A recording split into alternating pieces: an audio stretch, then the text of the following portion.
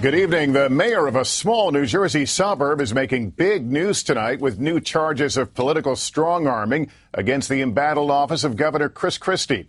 Just a day after a flurry of subpoenas went out seeking to determine whether Christie's office orchestrated that now infamous bridge traffic jam in an act of political retribution against one mayor, the mayor of nearby Hoboken now says she, too, was threatened with payback by the Christie administration with Sandy's storm-related funds held hostage. She is a Democrat. Governor Christie is a Republican who's widely believed to be eyeing a run for president. And tonight, charges of political motivation are flying both ways. NBC national investigative correspondent Michael Isakoff has new details tonight. A new charge of political retribution today against Governor Christie from a leading mayor in his state. I remember telling my inner circle, I can't believe this. I just received a direct threat from the governor of the state of New Jersey. Dawn Zimmer, Democratic mayor of Hoboken, a city of 50,000 across from New York, says last May, Christie's lieutenant governor, Kim Guadagno, made the threat in a parking lot, telling her it is very important to the governor that she back $1 billion development project, or we are not going to be able to help you with funds to rebuild from Hurricane Sandy. And she said, I know these things, it's not right, these things should not be connected, but they are. And if you tell anybody, I'll deny it. Zimmer says she couldn't believe it. I'm stunned that he would use the Sandy funds and hold those Sandy funds over my head. When you consider what happened to Hoboken, we were devastated. Zimmer says another message came a few days later from Richard Constable, Christie's Community Affairs Commissioner. He said, if you move ahead with that project, money will flow.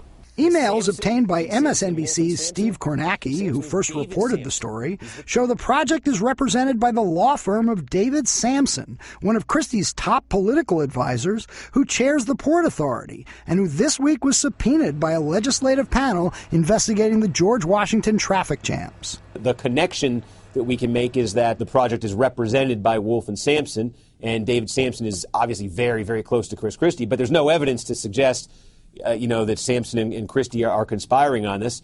Zimmer says she wrote her reaction to Christie's request at the time in her personal diary.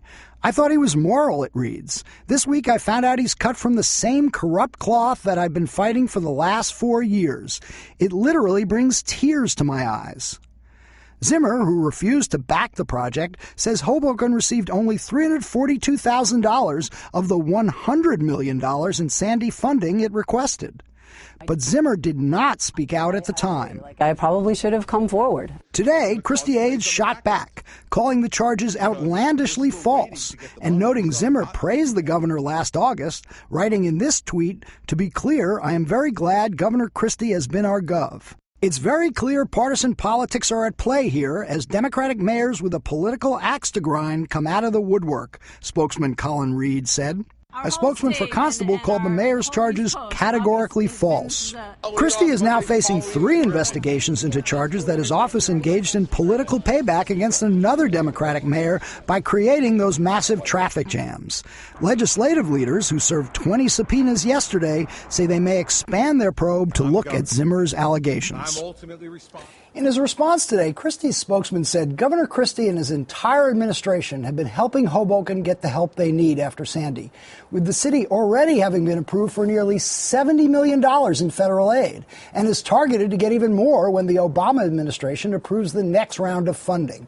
And a spokesman for David Sampson's law firm said in a statement its conduct in representing that development project was appropriate in all respects.